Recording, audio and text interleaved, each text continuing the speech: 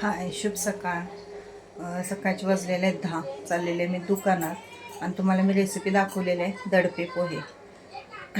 दडपे पोहे रेसिपी दाखवलेली आहे. खूप छान होतात बघा.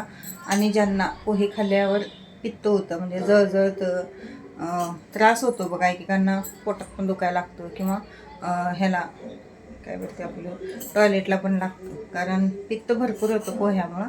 त्यामुळे एक जण पोहे शक्यतो खात नाहीत, तर त्यांच्यासाठी हा बेस्ट ऑप्शन आहे बघा. दडपे पोहे. त्याला फोडणीच मारायची नसते. कसे केलं काय केलं म्हणजे दाखवलेलं आहे बघा व्हिडिओमध्ये मी. आणि शेंगदाणे वगैरे जास्त घालायचे. फरसाणा थोडासा ॲड केला तरी सुद्धा चालतो. म्हणजे लहान मुलं असतील तर खातात आवडीने. बाहेरचं कुठलं काहीही खाण्यापेक्षा ते खाल्लेलं कधीही चांगलं, कारण घरचं ते घरचं असतं लक्षात ठेवा, आणि बाहेरचं ते बाहेरचं असतं. आता मलासुद्धा म्हणजे पोहे चालत नाही.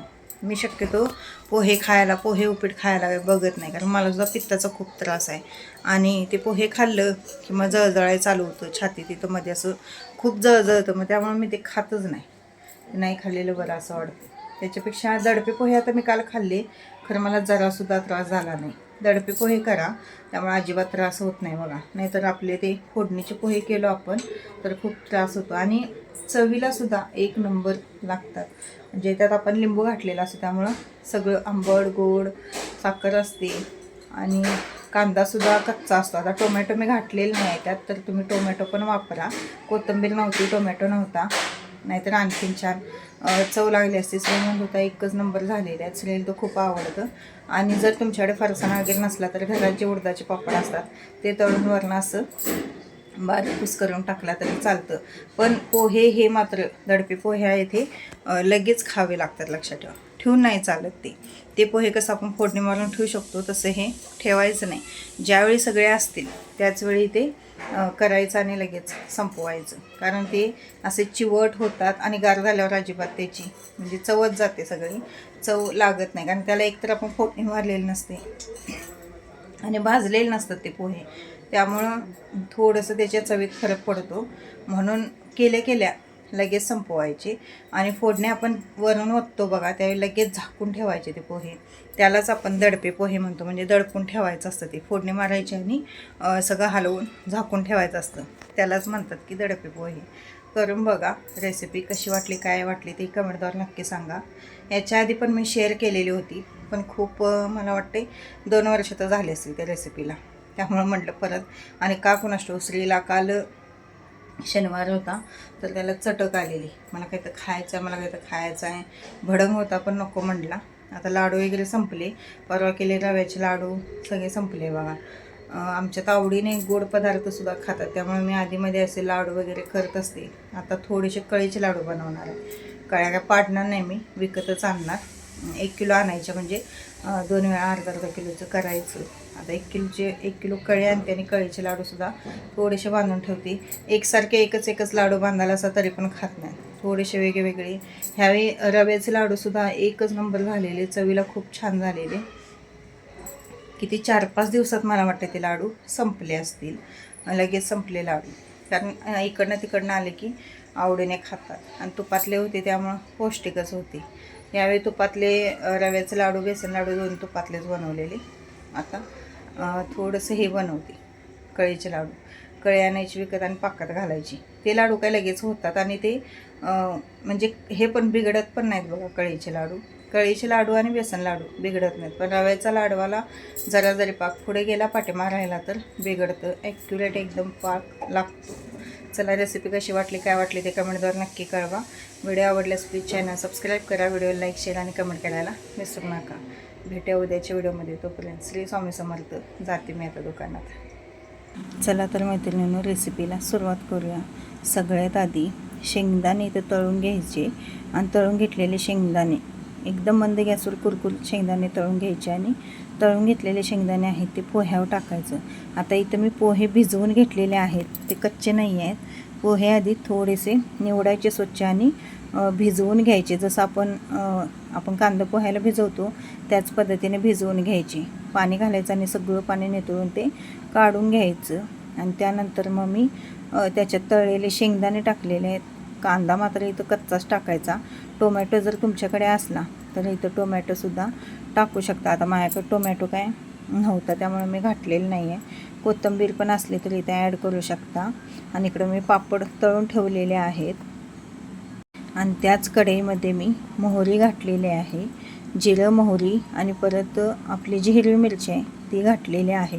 कढीपत्तासुद्धा घातलेला आहे. अंगावर ओढत आहे त्यामुळे श्री असा बाजूला होत आहे. आणि आता ते सगळं व्यवस्थित तळलं की त्यामध्ये आपण हळद हिंग हे सगळं घालायचं आहे. आणि ते सगळं हळद हिंग व्यवस्थित तेलात भाजली की मग आपण ती फोडणी त्या पोह्यावर ओतायची आहे.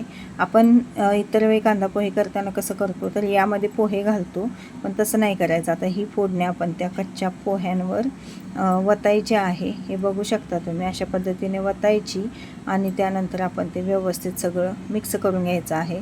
चवीनुसार मीठ घालायचं आहे, थोडीशी साखर घालायची आहे, परत लिंबू एक पिळून घालायचा आहे. लिंबूमुळे सुद्धा असं एकदम चटपटीत स्वाद छान येतो.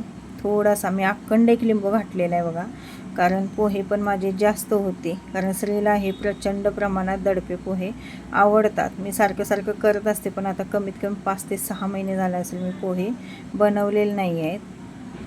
त्यामुळे म्हटलं आज बनवूया. चला आता हे सगळं मिक्स करून घेऊया व्यवस्थित.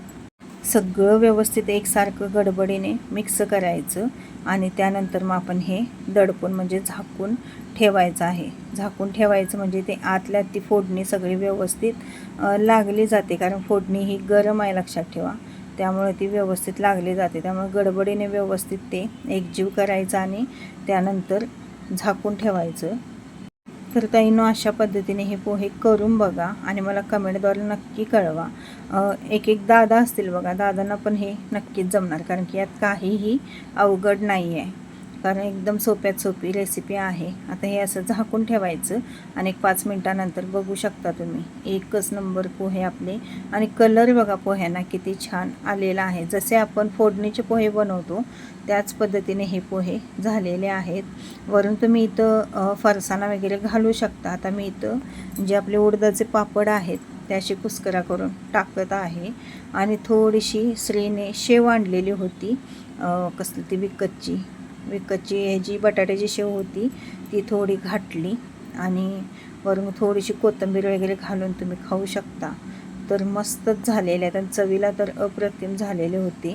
नक्की ट्राय करून बघा आणि कमेंट करा.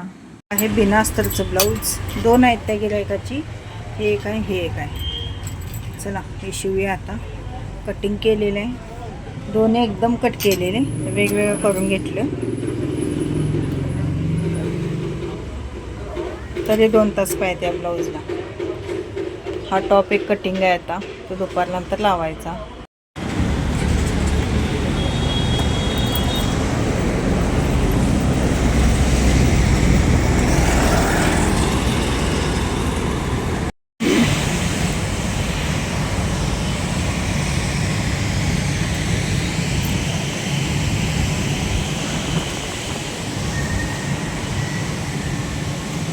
शिरोली MIDCमध्ये जायचं होतं आम्हाला, तर त्यासाठीच निघत आहोत. आणि आजचं वातावरण एकच नंबर आहे बघा, म्हणजे ऊन पण नाही आणि पाऊस पण नाही, असं ढगाळ वातावरण आहे. खूप छान वाटत होतं. त्यानंतर थोड्या कामानिमित्त आम्ही बाहेर गेलेलो. तर यांचं हे जे मेन ऑफिस आहे ते इथं आहे बघा, शिरोली MIDCमध्ये. तर काम होतं म्हणून जाऊन आलो आम्ही तिथे.